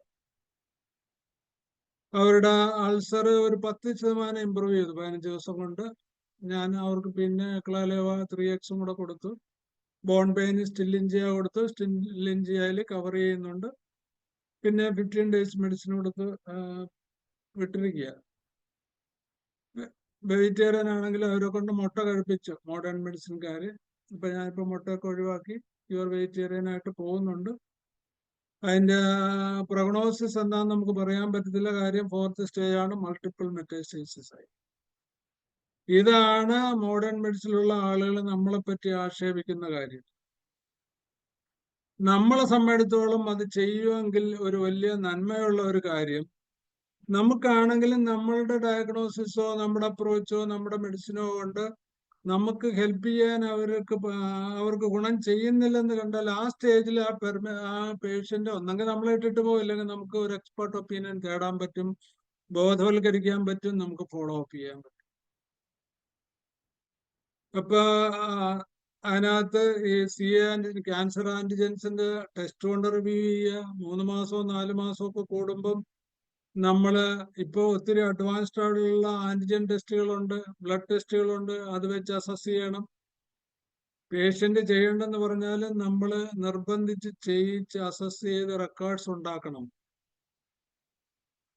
ഈ കാലഘട്ടത്തിൽ നമുക്ക് മുൻനിരയിൽ ഓൾട്ടർനേറ്റീവ് സിസ്റ്റമായിട്ട് വളർന്നു വരണമെന്നുണ്ടെങ്കിൽ ഇന്നത്തെ മോഡേൺ, നേരത്തെ പറഞ്ഞു നമ്മൾ ക്യാൻസർ ക്യൂറായി എന്ന് പറഞ്ഞിട്ട് ഇന്റർനാഷണൽ WHO ഇൻസ്ട്രക്ഷൻ അനുസരിച്ച് നമുക്ക് ഡോക്യുമെന്റ് ഉണ്ടാക്കാൻ പറ്റുന്നില്ലാത്തതാണ് കോടതിയിൽ വന്ന കുഴപ്പമെന്ന് പറഞ്ഞാൽ. അപ്പൊ ആ രീതി നമുക്ക് ചെയ്തു തീർക്കാൻ പറ്റണം. അങ്ങനെ ചെയ്യാൻ പറ്റുമ്പോൾ പലപ്പോഴും നമ്മൾ അതിനു വേണ്ടി ചെയ്യിക്കുമ്പോൾ എൻ്റെ ഒരു സണ്ണിലോ ഉണ്ടോണ്ട് എനിക്ക് ആ രീതിയിലുള്ള അഡ്വൈസ് നല്ല വില കിട്ടുന്നുണ്ട്, എനിക്ക് ചെയ്യാൻ പറ്റുന്നുണ്ട്. അതിന്റെ ഒരു വലിയൊരു നന്മയെന്ന് പറഞ്ഞാല് ഈവൻ ദോ അതിന് വളരെ മോശമാണ്. ഈ ഓസ്റ്റിയോസാർക്കോമയുടെ പ്രൊഗ്നോസിസ് 1 കൊല്ലത്തിൽ കൂടുതലില്ല. ഒരു 3 കൊല്ലമൊക്കെ ഒരു പേഷ്യന്റിനെ സർവൈവ് ചെയ്ത് കൊണ്ടുപോകാമെങ്കിൽ അവിടെയും നമുക്ക് പ്ലസ് നമുക്ക് പറയാം, ആർഗ്യ ചെയ്യാം. ആ സാർക്കോമ ഗ്രൂപ്പിലുള്ള ബെൻസാർക്കോമ എന്നൊക്കെ പറയുന്നുള്ള ബ്രെയിനില് ഗ്ലയോമ എന്ന് പറയുന്നത് പോലുള്ള നിമിഷം കൊണ്ട് പൊട്ടിത്തെറിക്കുന്നതിൽ പോലും നമ്മുടെ മെഡിസിൻ പ്രൊലോങ് ചെയ്യുമ്പം നമുക്ക് ആർഗ്യ ചെയ്യാൻ പറ്റും. It is our prognosis not bad but better than the modern medicine. അപ്പൊ ആ ഒരു വിസിബിൾ കമ്പാരിസൺ ശാസ്ത്രീയമായിട്ട് ലോകം അംഗീകരിച്ച മെഷർമെന്റ് വെച്ച് അളന്ന് ചെയ്യാനുള്ള ഒരു ബോധവൽക്കരണവും സ്റ്റഡിയും ആർഗ്യുമെന്റും നമുക്ക് ഉണ്ടാക്കിയെടുക്കണം. നമ്മുടെ അടുത്ത തലമുറയ്ക്ക് അത് കൊടുക്കണം. ആ രീതിയിൽ ഹോമിയോപ്പതി വളർത്തിയാലേ ഹോമിയോപ്പതിക്ക് നിലനിൽക്കുന്നുള്ളത് തന്നെയാണ് നമ്മുടെ വിശ്വാസം. ആ രീതിയിൽ സംസാരിക്കാൻ പഠിക്കുക, ആ രീതിയിൽ പരിശോധിക്കാൻ പ്രിസ്ക്രിപ്ഷൻ എഴുതാൻ പഠിക്കുക, ആ രീതിയിൽ മെഡിസിൻ കണ്ടെത്തി ട്രീറ്റ് ചെയ്യാൻ പഠിക്കുക. All the best. ഇപ്പൊ ഇതാണ് എന്റെ സ്വപ്നം, ഇതാണ് നമ്മുടെ പ്രയർ, ഇതാണ് ഹോമിയോപ്പതിയിലുള്ള നമ്മുടെ കൺസെപ്റ്റ്. അതിനുള്ള ഒരു പ്രയത്നം തുടരുന്നു. ഏതിലും കേട്ടിരുന്ന നിങ്ങൾക്ക് എല്ലാവർക്കും ഒത്തിരി നന്ദി പറയുന്നു. വിലയേറിയ അഭിപ്രായങ്ങൾ 5 മിനിറ്റ് 10 മിനിറ്റ് കൂടെ ഉണ്ടല്ലോ, എന്നോട് ചോദിക്കുക. സാറേ, അപ്പൊ നമുക്ക് സാറിന്റെ വളരെ വിലപ്പെട്ട ഒരു ക്ലാസ് തന്നെ ആയിരുന്നു ഇന്നത്തെ. ശ്രീധരക്കുറുപ്പ് സാർ ഹാൻഡ് റൈസ് ചെയ്തിട്ടുണ്ട്. എങ്കിലും നാളത്തെ ഒരു പ്രോഗ്രാമിനെ കുറിച്ച് അനൗൺസ് ചെയ്തതിന് ശേഷം നമുക്ക് സംശയങ്ങളിലേക്ക് പോകാം. മറ്റൊന്നുമല്ല, നാളെ ലോക കാവ്യ ദിനമാണ്. നാളെ ലോക കാവ്യ ദിനവുമായി ബന്ധപ്പെട്ട് പ്രശസ്തരായ 5 കവികളാണ്, കവയിത്രികളും ഉണ്ട് അതിൽ. നാളത്തെ നമ്മളെ സെഷനിൽ എത്തുന്നത് കവിയരങ്ങ് എന്ന് പറയുന്ന പ്രത്യേക പരിപാടിയാണ്. അപ്പൊ ഇന്നുണ്ടായിരുന്ന പോലെ തന്നെ എല്ലാവരും നാളത്തെ ഈ പ്രോഗ്രാമിൽ പങ്കെടുക്കണം എന്നറിയിച്ചുകൊണ്ട്, അതാണ് ഇന്ന് ഇപ്പൊ പ്രത്യേക അറിയിപ്പുള്ളത്. അതുപോലെ തന്നെ നാളത്തെ പ്രോഗ്രാം ഉദ്ഘാടനം ചെയ്യുന്നത് കൊല്ലത്തിന്റെ പ്രശസ്തനായ കവി കുരീപ്പുഴ ശ്രീകുമാർ സാറാണ്. അതുപോലെ നമ്മുടെ ഡിപ്പാർട്ട്മെന്റിലെ ഷീബ ഡോക്ടർ ഒക്കെ എത്തുന്നുണ്ട്. നമ്മുടെ നാളത്തെ പ്രോഗ്രാം ഉദ്ഘാടനം ചെയ്യാൻ ഇരുന്നത് മങ്കൊമ്പ് ഗോപാലകൃഷ്ണൻ സാറാണ്. അദ്ദേഹത്തിന് പെട്ടെന്നുണ്ടായ ആക്സിഡന്റും അതിൽ അദ്ദേഹം മരണപ്പെടുകയും ഉണ്ടായി. അതുകൊണ്ട് അതിനെക്കുറിച്ചൊരു അനുസ്മരണം ഈ വരുന്ന ഞായറാഴ്ച ഉണ്ട്. ഞായറാഴ്ച മങ്കൊമ്പ് അനുസ്മരണം ആണ്. അതുപോലെ അന്ന് ഞായറാഴ്ചയും പ്രത്യേകിച്ച് നാളത്തെ പ്രോഗ്രാമിൽ എല്ലാവരും പങ്കെടുക്കണമെന്ന് താല്പര്യപ്പെട്ടുകൊണ്ട് നമുക്ക് സംശയങ്ങളിലേക്ക് പോകാം.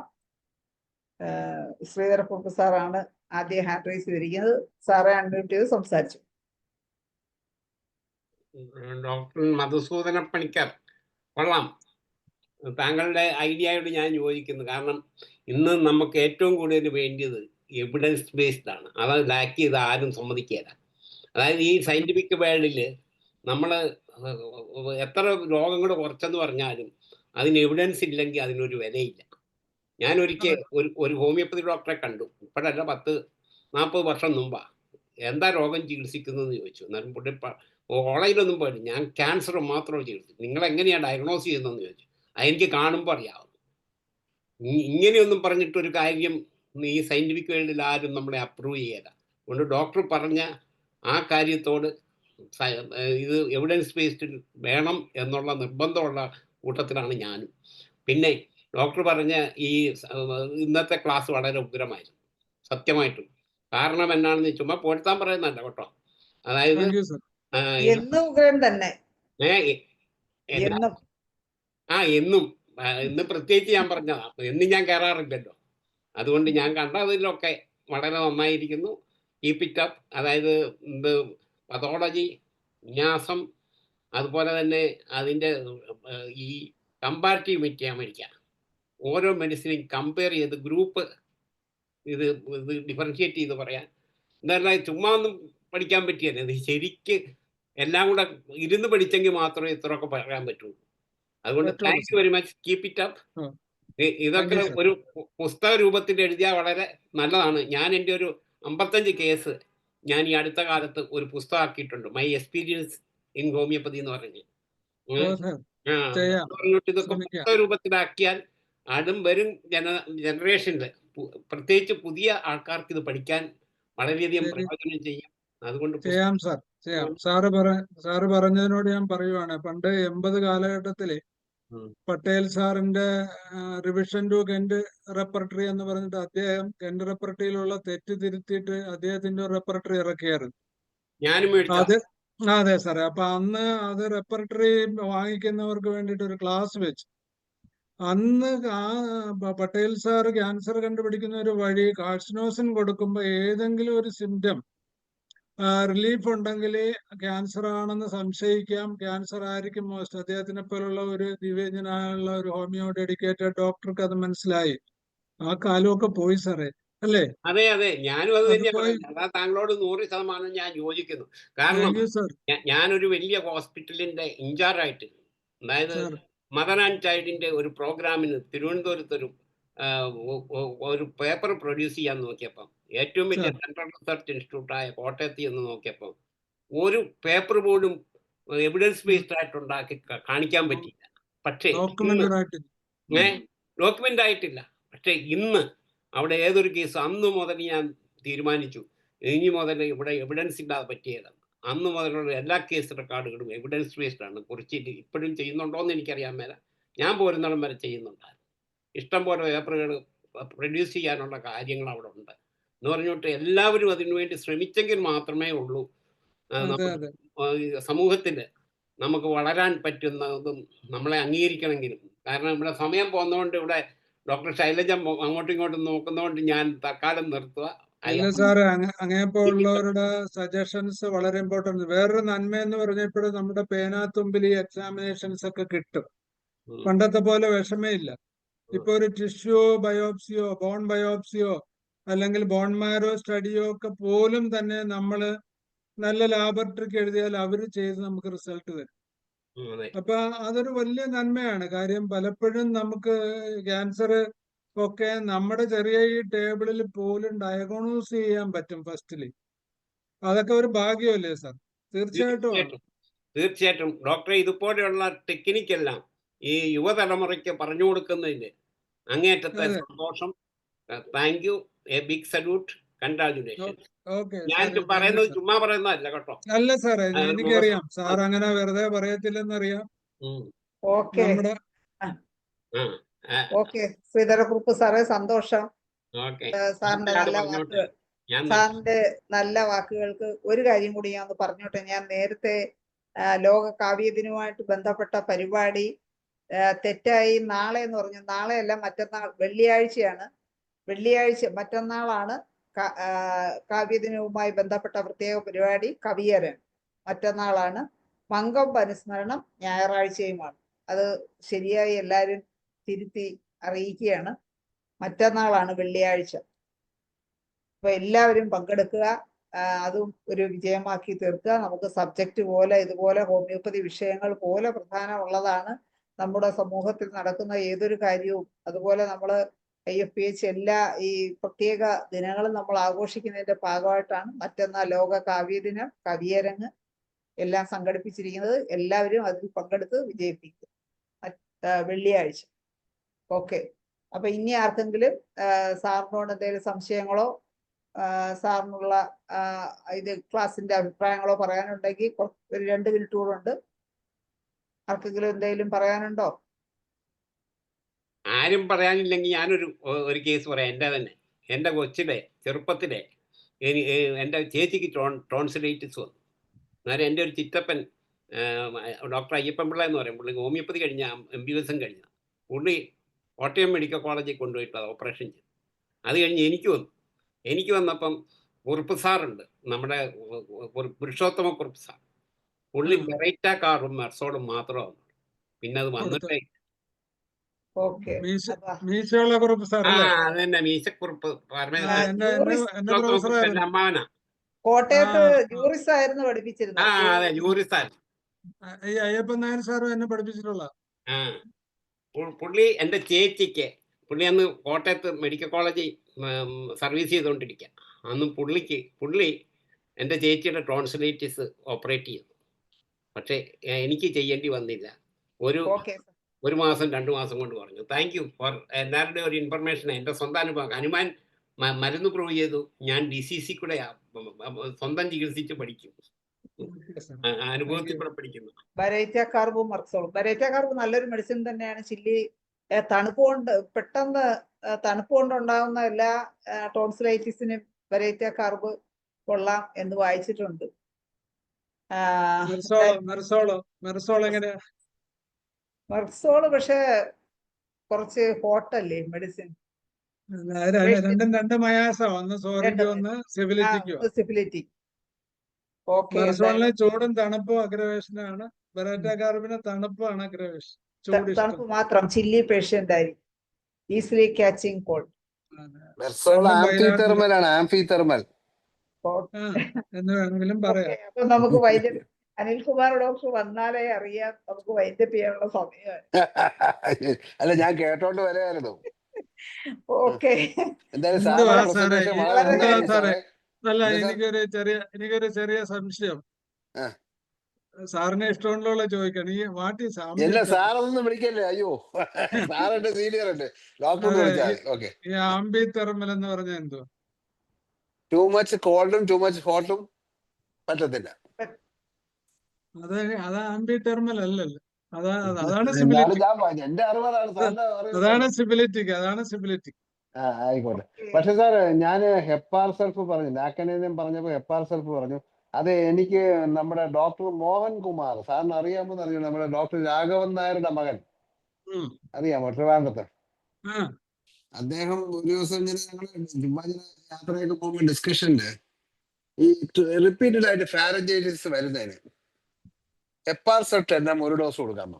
അപ്പൊ ഞാന് 1-2 കേസ് ട്രൈ ചെയ്തപ്പോ 100% റിസൾട്ടാണ്. അങ്ങനെ പലർക്കും കൊടുത്തിരുന്നു. സ്പെസിഫിക് ആണ്, ഒറ്റ ഡോസ്. അവിടെ ക്ഷമിക്കണ ഒരു കാര്യം പറയട്ടെ. അല്ല, അദ്ദേഹം പറഞ്ഞാണ്, ഞാൻ ആയിക്കോട്ടെ, തർക്കിക്കാനല്ല ഞാൻ പറഞ്ഞത്. ഈ ഇങ്ങനെയുള്ള ഒരു സ്റ്റഡി നമ്മുടെ ജൂനിയേഴ്സിനോ നമുക്ക് ഗുണം ചെയ്യത്തില്ല സാർ.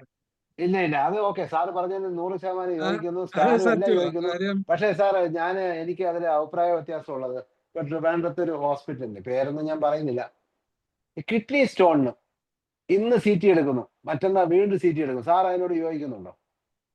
അതിന്റെ ആവശ്യം എന്തുവാ? അതാണ് നമ്മുടെ അഭിപ്രായ വ്യത്യാസം. അതായത് റേഡിയേഷൻ എന്ന് പറയുന്നത്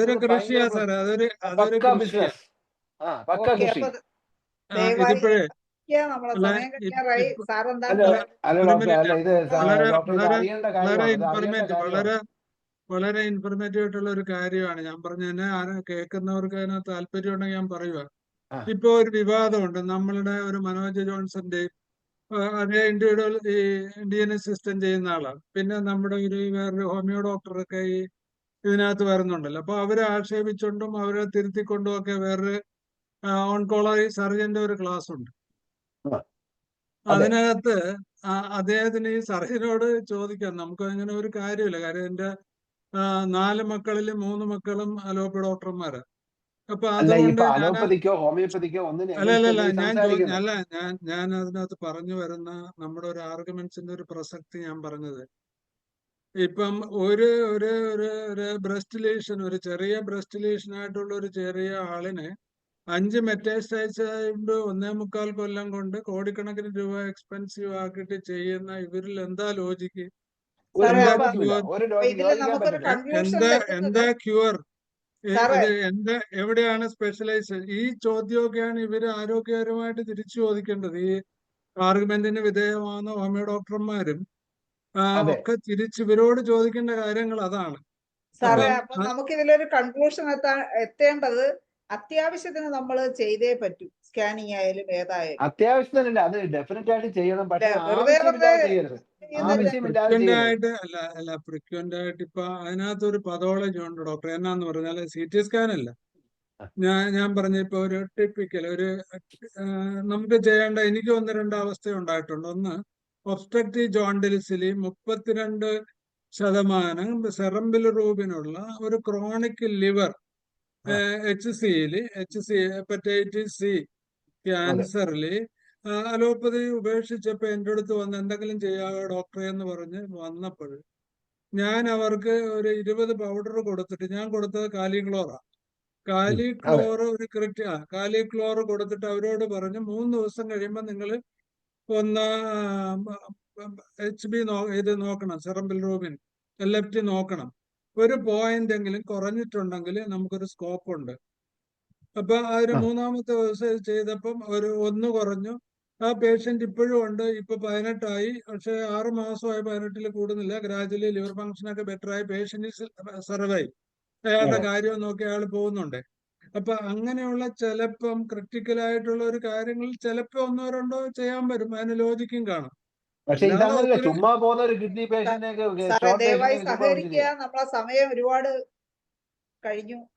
ഓക്കെ, നമുക്ക് അടുത്ത ക്ലാസ്സിൽ ഡിസ്കഷൻ ആവാം സാറേ. അടുത്ത ക്ലാസ്സിൽ ഓക്കെ. തീർച്ചയായിട്ടും നമുക്ക് ഇതിനെ കുറിച്ച് കൂടുതൽ സമയം എടുത്ത് തന്നെ അല്ല, ഇത് വിവാദമല്ല, നമ്മൾ തമ്മിലുള്ള ഒരു ഡിസ്കഷൻ. അത്രേ ഉള്ളൂ. നമുക്ക് അതെ, വിവാദത്തിന് താല്പര്യമില്ല. വിവാദമല്ല. ഞങ്ങൾക്ക് ഇത് അത് വിവാദം പറഞ്ഞൊന്ന് താല്പര്യമില്ല. ക്ലിയർ ഞങ്ങളുടെ ആക്കണം. സിസ്റ്റം അല്ല ഡോക്ടർ ഷൈല ഡോക്ടറെ, ഞങ്ങൾ സിസ്റ്റത്തിനെ പ്രൊട്ടക്ട് ചെയ്താണ് സംസാരിക്കുന്നത്. നമുക്ക് ഓക്കെ, വേറെ താല്പര്യങ്ങളൊന്നുമില്ല. സമയം എടുത്ത് തന്നെ നമുക്കത് ക്ലിയർ ആക്കാം. അതെ ദയവായി സഹകരിക്കുക. മോഡറേറ്റർ കൺക്ലൂഡ് ചെയ്തോ? നമ്മുടെ സന്തോഷം. മധുസൂദന പണിക്കർ അത്രേ സാർ അത്രേ ഉള്ളൂ. അറിയിക്കുന്നതിന് വേണ്ടി ഞാൻ അനിൽകുമാർ ഡോക്ടറെ തന്നെ ക്ഷണിക്കുകയാണ്. അതെ, വേഗത്തിൽ. നമ്മുടെ ആചാര്യനായ അന്നോണം പറയാൻ, അതായത് മൻസൂർ പണിക്കർ ഡോക്ടറുടെ ഓരോ ക്ലാസ്സും നമുക്ക് ഇൻഫോർമേറ്റീവ് ആണ്. അത് നമ്മളെ പോലെ ശിഷ്യന്മാരും ഇത് മനസ്സിലാക്കി മുമ്പിലോട്ട് പോയാൽ ഹോമിയോപ്പതി എന്നുള്ളൊരു വലിയ ലോകത്തിലോട്ടുള്ള ഒരു വാതായനം തുറക്കുകയാണ്. അപ്പം ഓരോ ക്ലാസ്സും ഇമ്പോർട്ടൻ്റ് ആണ്. നമ്മൾ കേൾക്കുക, അതനുസരിച്ച് ഫോളോ ചെയ്യുക. ഇതുപോലെ ഡിസ്കഷൻസ് വീണ്ടും വരണം. എന്തായാലും മൻസൂർ പണിക്കർക്ക് വളരെ ഇന്ന് നമ്മുടെ IFHന്റെ എന്താ പറയുക, നമ്മുടെ ഒരു ഫാക്കൾട്ടിയുടെ ഏറ്റവും വലിയൊരു മെമ്പറാണ്. ഇനി ക്ലാസ്സുകൾ വീണ്ടും ഉണ്ടാവണം. ഇന്ന് പങ്കെടുത്ത ഓരോരുത്തർക്കും IFHന്റെ പേരിൽ നന്ദി രേഖപ്പെടുത്തുന്നു. Thank you very much. Anilkumar ഡോക്ടർക്കുള്ള നന്ദി പ്രത്യേകം രേഖപ്പെടുത്തുന്നു. എന്തായാലും വളരെ നല്ല ഒരു ക്ലാസ് ആയിരുന്നു ഇന്നത്തെ. സാറിന് എല്ലാവിധ നന്ദിയും ഒരിക്കൽ കൂടി അർപ്പിച്ചുകൊണ്ട് മറ്റന്നാളത്തെ കാവ്യദിനത്തിൽ എല്ലാവരും പങ്കെടുക്കണമെന്നും എല്ലാവർക്കും ശുഭരാത്രി നേർന്നുകൊണ്ടും ഇന്നത്തെ മലയാള സെഷൻ വൈൻഡപ്പ് ചെയ്യുന്നു. നന്ദി, നമസ്കാരം. Good night.